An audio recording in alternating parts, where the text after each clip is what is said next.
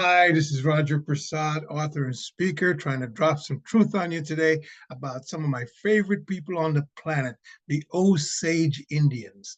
Now, the Osages dominated the Central Plains of the United States.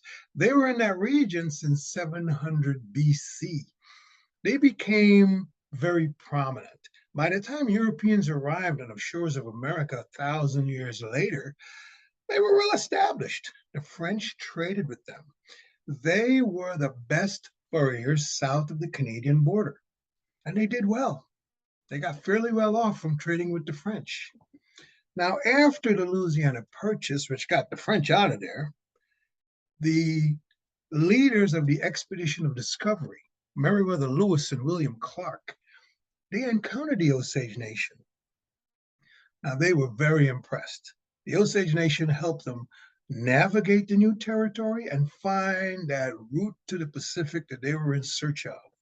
They were so impressed with these people, they mentioned how sophisticated they were to President Thomas Jefferson and suggested that he invite them to the White House.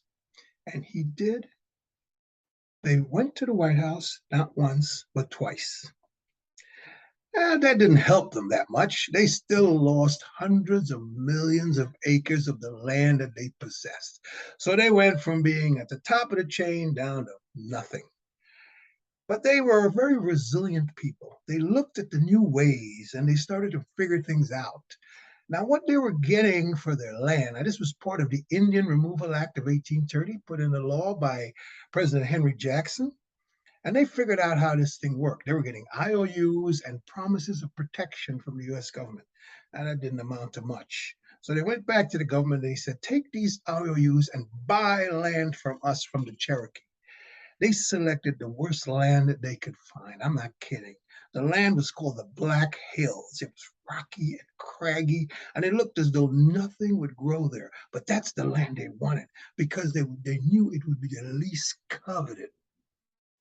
Now, what they also put into the law is that even though the land could be sold, whatever was below the land belonged to the tribe and could not be sold but only inherited. This would prove very interesting in the quite near future. Soon, oil was discovered in Oklahoma, and a lot of it was in Indian territory in Osage County. The Osages rose to prominence once again. They quickly became the richest people per capita on this planet. Yes, folks, one American citizen was worth $300. An Osage Indian was worth 3,000. But since the land could be bought, but not the mineral rights, people started moving in, marrying Osage Indians, and murdering them. There was a series of murders. There were over 600 murders.